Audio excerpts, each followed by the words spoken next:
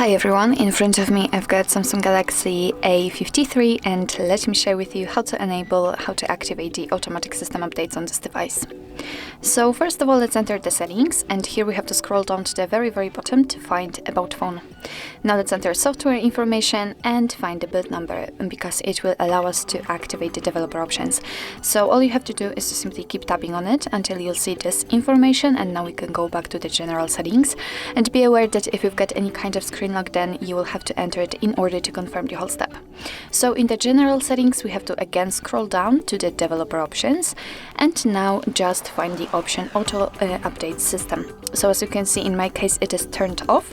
So in order to turn it on, just tap on it, and since this option is active, your device is allowed to apply the updates when it will be restarted. So actually all you have to remember about is to restart the device. Of course, you can turn it off the same way. So actually this is it. This is how to activate automatic system updates in your Samsung Galaxy A53. Thank you so much for watching. I hope that this video was helpful, and if it was, please hit the subscribe button and leave the thumbs up.